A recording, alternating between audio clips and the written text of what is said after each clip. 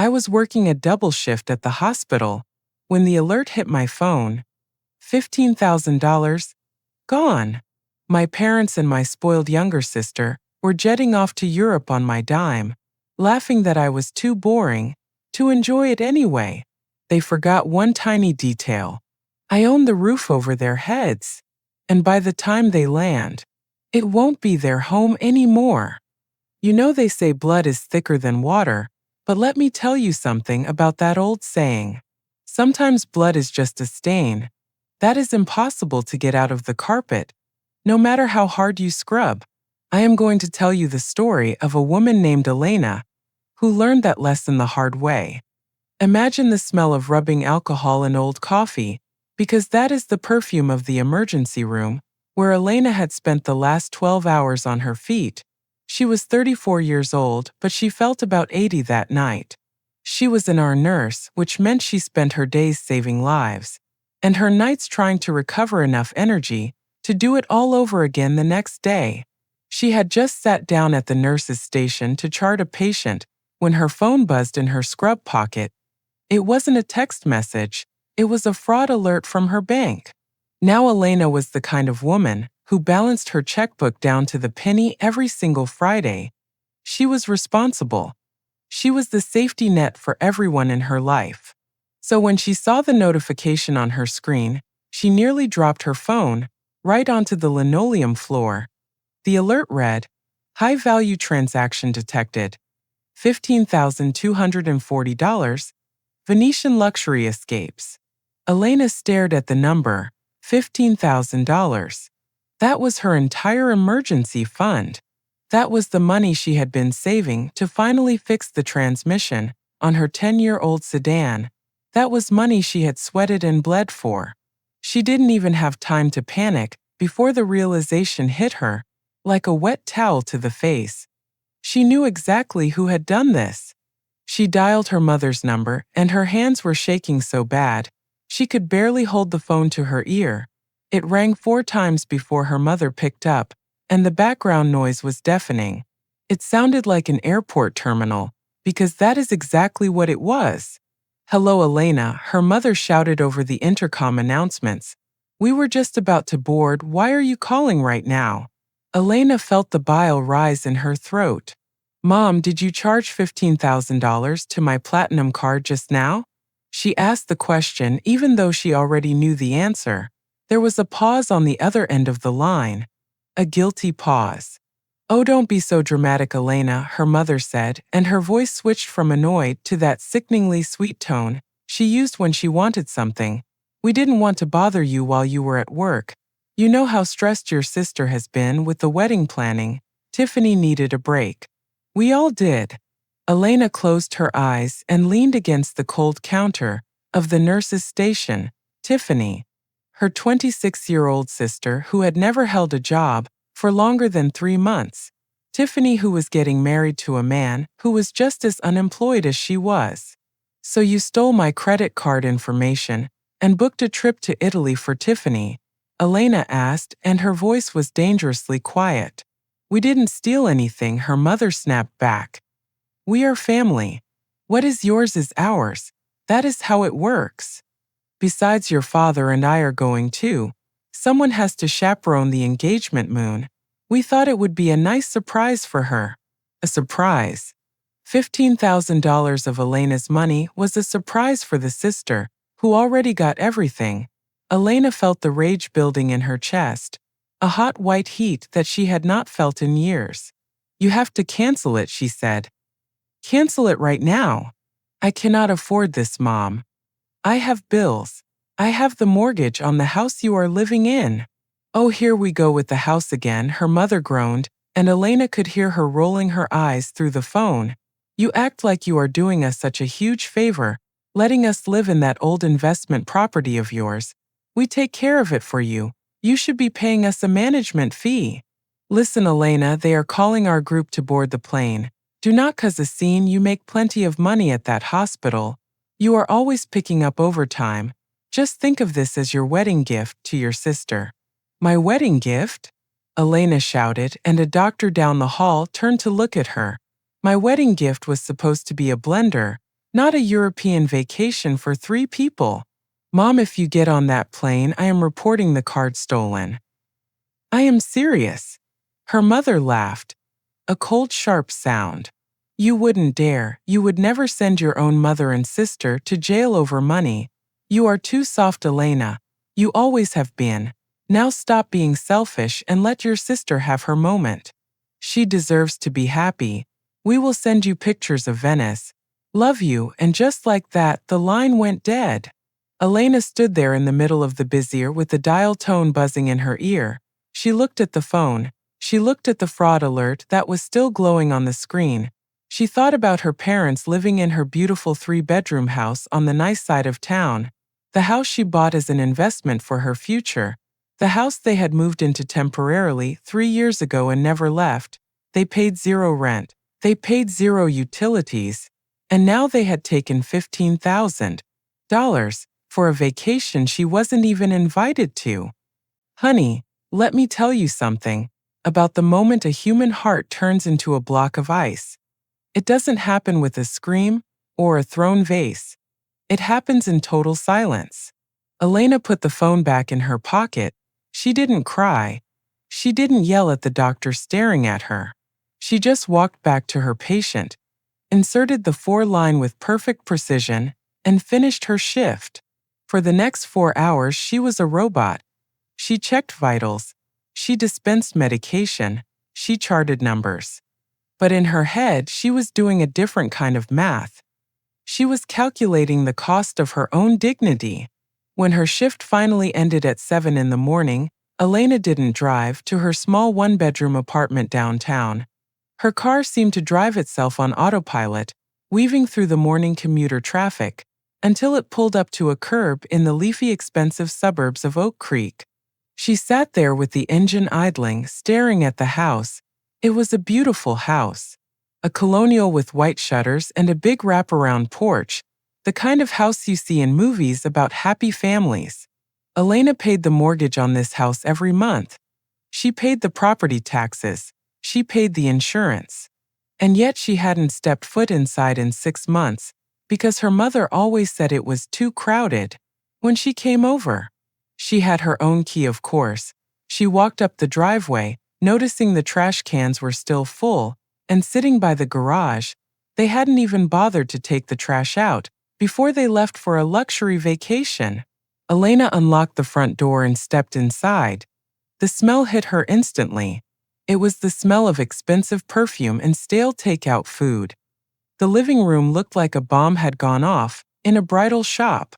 There were wedding magazines scattered everywhere, fabric swatches on the floor, and empty wine glasses sitting on her antique coffee table without coasters. She walked into the kitchen. The sink was piled high with dirty dishes, crusty oatmeal bowls, coffee mugs with lipstick stains, greasy plates. On the refrigerator, held up by a magnet that said "World's Best Mom," was the itinerary. Elena pulled it down. They were flying first class. They were staying at the Hotel Danieli. They had booked a private gondola tour. The return date was circled in red marker, with smiley faces drawn all around it. 2 weeks. They would be gone for exactly 14 days. Elena stood in the middle of that messy kitchen and listened to the silence. For the first time in her life, the silence didn't feel lonely. It felt like an opportunity. Her mother's voice echoed in her head. "You're too soft, Elena. You wouldn't dare." She looked around at the granite countertop she had paid for. She looked at the stainless steel appliances she had installed. She looked at the mess they had left for her to clean up. Just like they expected her to clean up the financial mess they had made with her credit card. She pulled out her phone again. She looked at the banking app. The charge was still pending, but the damage was done. They thought they had her trapped. They thought she would just work extra shifts, eat ramen noodles, and cry herself to sleep until she paid it off just to keep the peace. Because that's what Elena always did. She kept the peace while they waged the war. But standing there in the wreckage of their entitlement, Elena realized something profound. They weren't tenants. They didn't have a lease. They were guests. And guests can be asked to leave. A strange calm settled over her. It was the kind of calm a soldier feels before the battle starts. She wasn't going to report the card stolen. Not yet. If she reported it now, the bank might cancel the trip, and they would be back here tomorrow screaming and crying, and guilt-tripping her until she caved. No, she wanted them in Italy. She wanted them drinking wine and eating pasta and feeling safe. She needed them to be 4,000 miles away. Because she had a lot of work to do, and she needed the house empty to do it. Elena took one last look at the dirty dishes in the sink. She didn't wash them. For the first time in her life, she didn't clean up their mess. She turned around, walked out the front door, and locked it tight.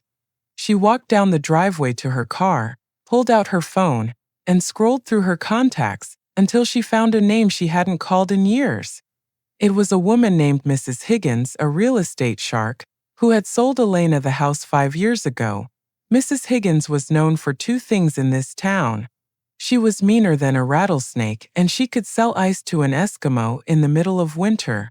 Elena pressed the call button. It rang once.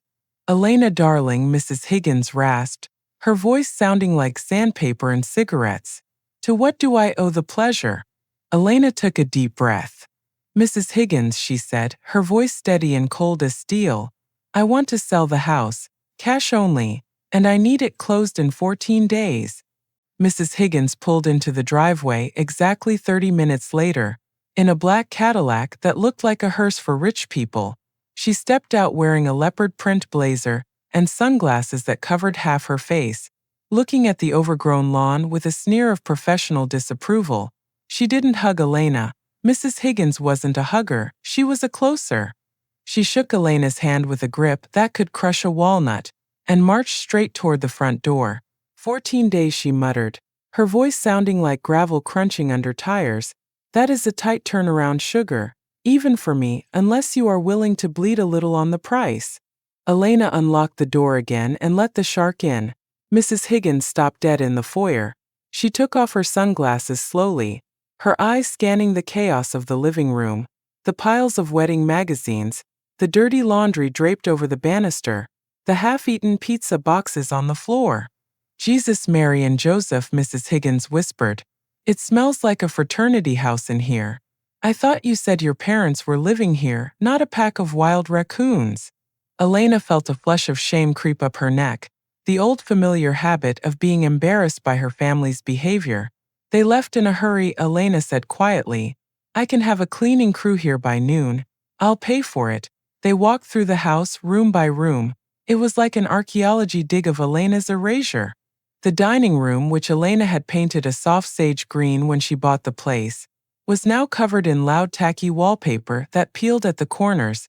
The guest bathroom was filled with half-empty bottles of expensive lotions and hair products, brands Elena recognized from her credit card statements over the years. But the real kicker, the thing that made Elena's heart stop beating for a full second, was the third bedroom. It was supposed to be the guest room, or in Elena's mind, the room she would stay in if she ever needed to come back. She pushed the door open and froze. The room had been completely transformed. The walls were painted a violent shade of pink. There was a white vanity table set up against the window, covered in makeup. A mannequin stood in the corner wearing a practice wedding veil, and on the wall where Elena's diploma used to hang was a giant framed photo of Tiffany winning a beauty pageant in high school. "They turned it into a dressing room," Elena whispered, her voice trembling. "They turned my room into a closet for Tiffany." Mrs. Higgins tapped her clipboard with a manicured nail, the sound sharp and rhythmic. "Honey, look at me," she said, and her tone was surprisingly gentle. "For a woman wearing that much animal print, you didn't know?" Elena shook her head. "They told me they were using it for storage. They said not to go in there because it was full of boxes." She walked over to the closet and pulled it open. It wasn't full of boxes, it was full of clothes. Tiffany's clothes. And right there hanging in the center was a winter coat Elena had lost 2 years ago. Her mother had sworn up and down that Elena must have left it at a restaurant, and here it was, stolen. Just like the money. Elena felt the tears pricking her eyes, but she refused to let them fall. This wasn't sadness anymore, it was clarity. Pure crystal clear clarity. They had erased her from her own property. To them she wasn't a person. She was just a wallet with a pulse. She was the landlord who paid the rent. She was the bank that never charged interest. Mrs. Higgins watched her carefully, then scribbled something on her paper. "The bones of the house are good," the realtor said, switching back to business mode. "Hardwood floors under this filth, good light. But we have a problem. If we list this on the open market, we need photos, we need staging. That takes time you don't have. If you want this done in 2 weeks, before the raccoons come back from Italy, we need to go to the investors." "Investors are vultures, honey," Mrs. Higgins said bluntly, taking a pack of slim cigarettes out of her purse, but not lighting one. "They know you're on a clock. They know you're desperate. They will offer you 20% below market value, and they won't lose a wink of sleep over it. You could be walking away from $50,000 in equity just to get this done fast. Are you sure you want to do that?" Elena looked at the mannequin wearing the veil. She looked at the stolen winter coat. She did the math in her head, but for once she wasn't counting dollars. She was counting the cost of her sanity. She was counting the years she had spent being the good daughter, the one who set herself on fire to keep them warm. $50,000 was a lot of money, but freedom? Freedom was priceless. "It's not a loss, Mrs. Higgins," Elena said, her voice steady. "Think of it as an eviction fee. I want them out. I want this house gone. I want to wake up in 2 weeks and not own a single thing that connects me to them." Mrs. Higgins studied her for a long moment, looking over the rims of her sunglasses. Then a slow, terrifying grin spread across her face. It was the smile of a predator, recognizing another predator. "I like you, kid," she said. "You've got a spine under those scrubs. Okay. I have 3 investors on speed dial who buy cash in this neighborhood. I make the calls today, we have offers by tomorrow morning. We close in 10 days, but there is one condition." She pointed a long manicured finger at the mess around them. "Investors want a clean slate. They don't want to haul away your mother's collection of ceramic cats or your sister's failed hobby equipment. You have to deliver this house empty, room clean, and you have to do it before the final walkthrough." Elena looked around at the house. It was packed to the gills with their stuff. Furniture, clothes, knickknacks, kitchen gadgets, boxes of who knows. It would take a normal person a month to pack all of this, but Elena wasn't feeling normal. She was feeling something cold and efficient, ticking inside her chest. "They're in Italy," Elena said. "They didn't pack anything except their vacation clothes." "That's not my problem," Mrs. Higgins said, snapping her clipboard shut. "If you want the check, the house has to be empty. Can you get it done?" Elena walked over to the window and looked out at the front lawn. She imagined her parents sitting in a gondola right now, sipping Bellinis, laughing about how gullible she was. She imagined Tiffany posting selfies captioned "blessed." "Mrs. Higgins," Elena said, turning back with a dark glint in her eyes. "Do you know the number for a dumpster rental company? The biggest size they have." Mrs. Higgins chuckled, a dry, raspy sound. "I know a guy.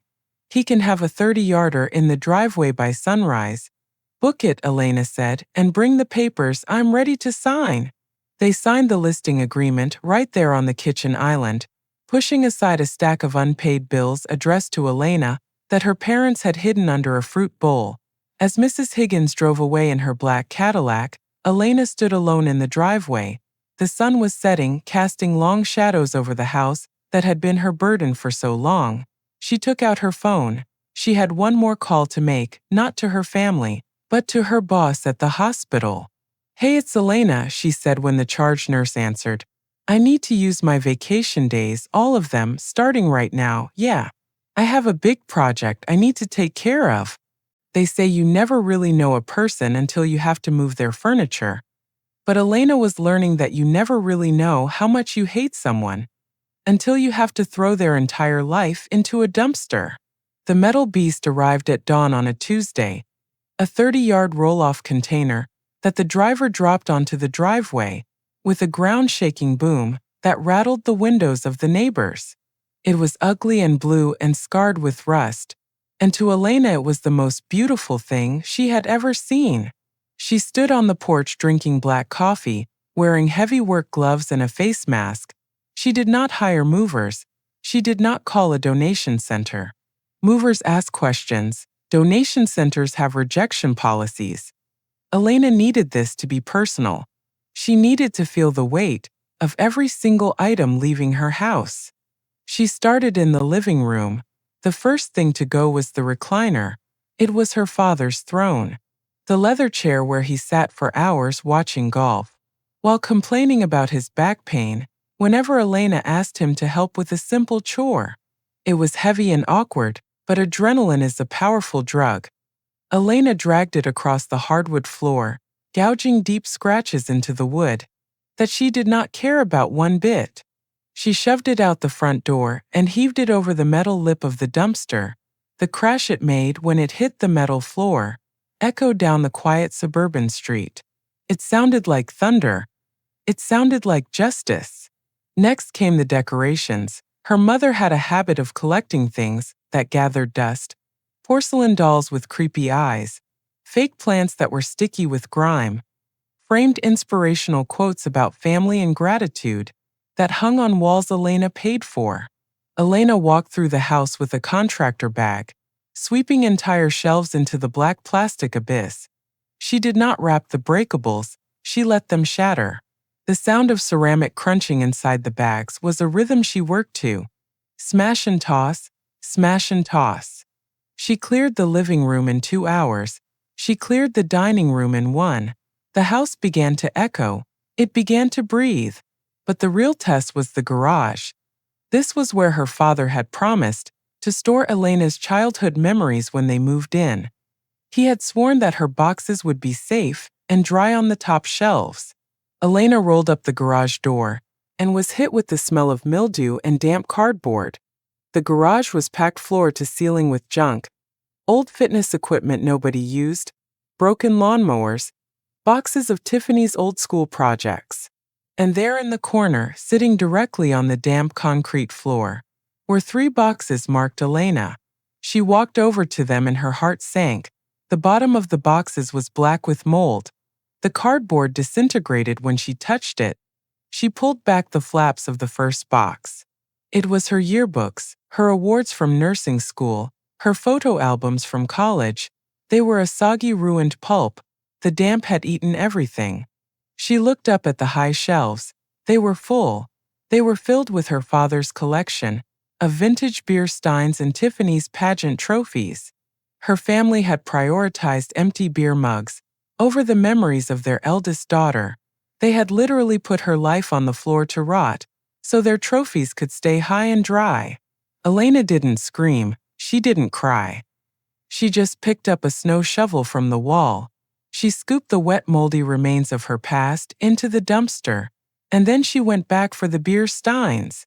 She didn't bag them. She threw them, one by one, watching them arc through the air and explode against the side of the metal bin. By noon on the 3rd day, the only room left was the shrine, the pink bedroom, Tiffany's dressing room. Elena stood in the doorway, sweating, covered in dust, holding a heavy-duty trash bag. She looked at the mannequin wearing the practice veil. She looked at the racks of clothes that had been bought with money Elena had loaned her parents for groceries. She looked at the vision board on the wall where Tiffany had pasted pictures of yachts and diamond rings. It was a temple to narcissism, and Elena was the atheist coming to tear it down. She didn't sort through the clothes. She didn't check pockets. She grabbed armfuls of designer dresses, tags still on some of them, and stuffed them into bags. The makeup on the vanity, hundreds of dollars worth of palettes and brushes, was swept into the trash with a single arm motion. But then she came to the mannequin, the plastic bride. Elena stared at the veil. It was delicate lace, probably cost more than Elena's car payment. She remembered the day Tiffany bought it. Elena had driven her to the bridal shop because their mother claimed to have a migraine. Tiffany had tried it on and said, "It's perfect. Put it on your card, Lena.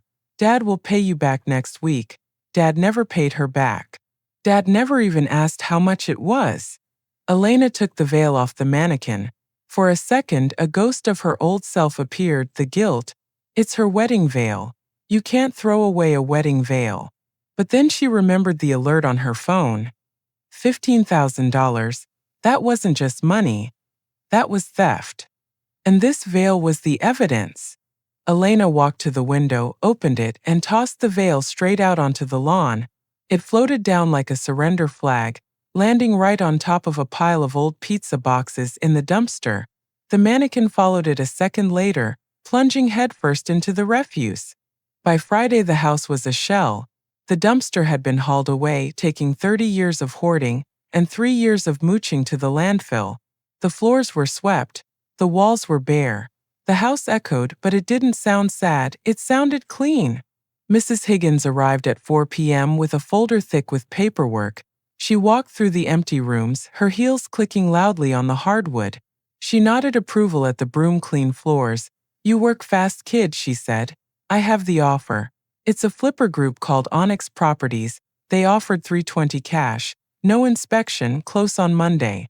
That gives you exactly 24 hours before the Vatican visitors touch down." "Take it," Elena said. She didn't even negotiate. The closing happened at a title company office that smelled like stale popcorn. Elena signed her name 20 times. Elena Rostova, Elena Rostova, Elena Rostova. With every signature, she felt a chain breaking. When she signed the final deed transfer, the title agent slid a check across the table. It was for the equity. Even after the quick sale discount and the realtor fees, it was a substantial number. Enough to pay off the stolen $15,000, enough to fix her car, enough to put a down payment on a small condo where nobody had a key but her. She drove back to the house one last time. Not to go inside, she didn't own it anymore. The keys were in Mrs. Higgins' pocket now. She sat in her car across the street and watched the sold sign get hammered into the lawn. It was done. Her phone buzzed. It was a text from her mother. A photo of the three of them, Mom, Dad, and Tiffany, eating gelato in a piazza, grinning like they didn't have a care in the world. Last day. So sad to leave. See you tomorrow afternoon. Make sure you pick us up at Curb 4. We have a lot of luggage. XOXO. Elena stared at the photo. She didn't text back. She deleted the thread. She put the car in gear and drove away from the house for the final time. She was going to a hotel for the night. She needed to sleep. She needed to be well rested. Because tomorrow wasn't just airport pickup day. Tomorrow was the day the bomb went off. You know that feeling when you watch a storm cloud roll in across the prairie? The air gets heavy and the birds stop singing.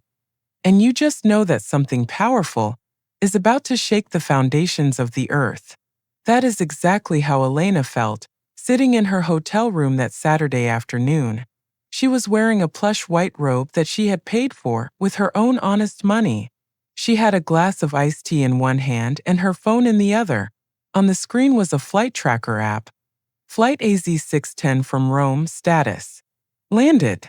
The storm had arrived. Elena put the phone on Do Not Disturb, but she kept the screen on. She wanted to see the notifications. She wanted to watch the panic unfold in real time. It started about 40 minutes later. The first text came from Tiffany. "Hey sis, we landed. Customs line is huge ugh. Hope you brought the big car because we bought so much stuff." Elena took a sip of her tea. She didn't move. 10 minutes later, a text from her mother. "Elena, are you at Curb 4?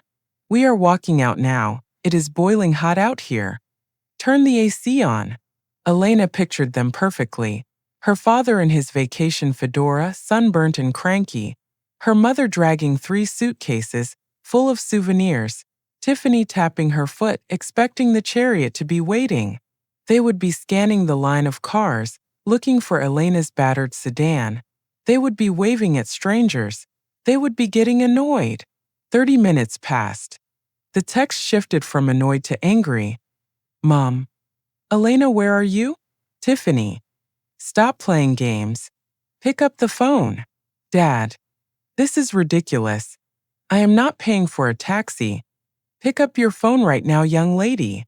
Elena finally swiped the notification away. She opened her banking app and transferred the last of the house sale money into a high-yield savings account that nobody knew about but her. Then she texted back. One single word. Busy. She watched the 3 dots of the reply bubble appear instantly. They were typing furiously. She didn't wait to read it. She turned the phone face down. She knew what would happen next. They would argue, they would scream, and eventually her father would reach into his pocket, pull out the credit card, the one he didn't know was maxed out and frozen, and try to call an Uber. When that declined, he would have to use his debit card, the real money. It would cost them $100 to get to the house. Elena hoped they hit traffic. And hit traffic they did. It took them 90 minutes to get from the airport to Oak Creek. By the time the Uber pulled up to the curb, it was late afternoon. The family spilled out of the car, sweating, exhausted and furious. They dragged their luggage up the driveway, the wheels clicking loudly on the concrete. I am going to kill her, Elena's mother was saying, her face blotchy with rage. Leaving us at the airport like that. Wait until I get inside. She is going to wish she was never born. Tiffany marched up to the front door first. Why does the porch look so empty? She asked, pausing. Where are the rocking chairs? She probably put them inside to clean, her father grunted, wrestling a suitcase up the steps. Just open the door, Tiffany. I need a beer. Tiffany dug the house key out of her purse, the key that had been on her keychain for 3 years. She jammed it into the lock and twisted. Nothing happened. She jiggled it. She pulled it out and tried again. It stuck, she whined. The key won't turn. Move over, her father snapped. You're useless. He grabbed the key and shoved it in. He twisted it with all his strength. The key didn't turn. It didn't even catch. It was the wrong key. What in the hell did she do to the lock? He shouted, banging his fist on the door. Elena, open this door right now. Elena. He pounded on the wood. And then the door opened, but it wasn't Elena standing there. It wasn't even a woman. It was a man. A large man wearing a tool belt and a t-shirt that said Onyx Construction. He was holding a crowbar and he looked very confused. Can I help you folks? The man asked, blocking the doorway with his body. The family froze. They stared at the stranger. They stared at the empty foyer behind him, which was stripped bare. No rug, no side table, no mirror. Who are you? Elena's mother screeched. Where is my daughter? What are you doing in our house? The man looked them up and down. He looked at the suitcases. He looked at the angry faces, and then he realized what was happening. He didn't look sympathetic. He looked annoyed. Your house? He said, leaning against the doorframe. Lady, I don't know who you are, but this property is owned by Onyx Properties. We closed on Friday. I'm the foreman. Now get off the porch before I call the cops for trespassing. You're lying. Elena's mother screamed, her voice cracking with hysteria. My daughter owns this house. She would never sell it. Call the police, Bill. Call them right now and tell them there is an intruder in our home. The foreman sighed, reached into his back pocket, and pulled out a folded piece of paper. It was a copy of the deed transfer. He held it up, but not close enough for them to snatch. See that signature?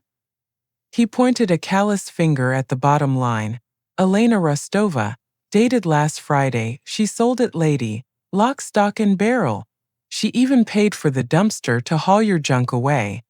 Now I'm going to ask you one last time to step off the property. Tiffany let out a wail that sounded like a dying cat. My stuff? What do you mean haul our junk away? My wedding dress was in there. My vision board. She tried to push past the foreman, clawing at his t-shirt, but he didn't budge an inch. He just looked at her with pity and disgust. Everything left in the house at closing was considered trash, he said flatly. It's gone, landfill, now move. Her father turned purple. His hands were shaking so hard, he could barely hold his phone. He dialed Elena's number again. This time, Elena answered on the first ring. Hello? Her voice came through the speakerphone, calm and crisp as a winter morning. Elena! Her father roared. There is a man here saying you sold the house. Tell him he's crazy. Tell him to let us in right now. There was a pause on the line. A long, delicious pause. He's not crazy, Dad, Elena said. I sold the house. Onyx Properties owns it now. You need to get off their porch. The silence that fell over the group was heavy enough to crush a car. Her mother grabbed the phone. You sold our home? How could you? Where are we supposed to live? We just got back from Italy. We have nowhere to go. I don't know, Elena said, and for the first time her voice sounded light, cheerful even. Maybe you should have thought about that before you stole $15,000 from me to go on a vacation I wasn't invited to. I needed the money to pay off the credit card bill you ran up, so I liquidated my asset. It's just business, Mom. Isn't that what you always say? Family helps family. Well, I helped myself. But my wedding, Tiffany shrieked at the phone. My dress was in there. My venue deposits. Where am I supposed to get ready? Not my problem, Elena said. You wanted a luxury experience, Tiffany. You got 2 weeks in Venice. I hope it was worth it. Because that trip cost you a roof over your head. You are an ungrateful, spiteful little witch. Her mother screamed, spit flying from her mouth. After everything we did for you, we raised you. We let you be part of this family. You fix this, Elena. You come here right now and buy this house back. I'm afraid I can't do that, Elena replied. I'm checking out of my hotel. I have a date with a realtor to look at a nice little condo on the other side of town. A gated community. They have very strict rules about guests. I think you'll hate it. Goodbye, Mom. Good luck with the luggage. Click. The line went dead. The foreman looked at the three of them, the father purple with rage, the mother sobbing into her hands, the sister staring at the closed door in shock. He shook his head, stepped back inside, and slammed the heavy oak door in their faces. The sound of the deadbolt sliding home was final. They were standing on the porch, surrounded by expensive suitcases, wearing Italian leather shoes with absolutely nowhere to go. As the sun began to set over Oak Creek, the streetlights flickered on, illuminating the sold sign in the yard. It was the only welcome they were going to get. 6 months is a long time in the life of a woman who finally decided to put herself first. If you could see Elena now, you wouldn't recognize the tired, frantic nurse who used to balance checkbooks in the break room. She was living in a condo on the 4th floor of a quiet building, with a doorman named Ralph who actually smiled when he saw her. Her apartment was small. It had 1 bedroom and a balcony just big enough for a bistro table, but the most important thing about it was the air. The air in that condo tasted like freedom. There were no piles of wedding magazines. There were no passive-aggressive notes on the fridge. There was just peace. Elena sat on her balcony on a crisp autumn evening, holding a glass of red wine. She had changed her phone number the day after the airport incident. She had blocked every single email address associated with her family. She had even transferred to a different hospital system, just in case they tried to ambush her at work. She was a ghost to them, but bad news travels fast in a small town, and Elena still had one cousin named Sarah who liked to spill the tea. Sarah had called earlier that afternoon with an update on the Oak Creek refugees, as the family was now known. The news was satisfying in a way that felt almost sinful. After being kicked off the porch that day, her parents had spent 3 nights in an expensive hotel thinking Elena would crack. They thought she would come running back with an apology and a checkbook. When she didn't, they had to face the cold, hard math of their reality. They had no home. They had no savings because they had spent it all on investments that were actually just bad gambling debts. And they had a $15,000 credit card bill that Elena had officially disputed as fraud. The bank had sided with Elena. The debt was now theirs. So they had moved, not into a nice house, not even into a nice apartment. Sarah told Elena that they were living in a 2-bedroom trailer, in a park on the edge of town. It was cramped, it was noisy, and it was cheap. Her father had been forced to come out of retirement to work as a greeter at a hardware store, to make ends meet. Her mother, who used to turn her nose up at generic brands, was now clipping coupons like her life depended on it. Because it did. And then there was Tiffany, the golden child, the princess who needed a luxury engagement moon. Sarah said the wedding was off. Apparently the fiancé wasn't interested in marrying a girl who came with zero equity and 2 mooching parents attached to her hip.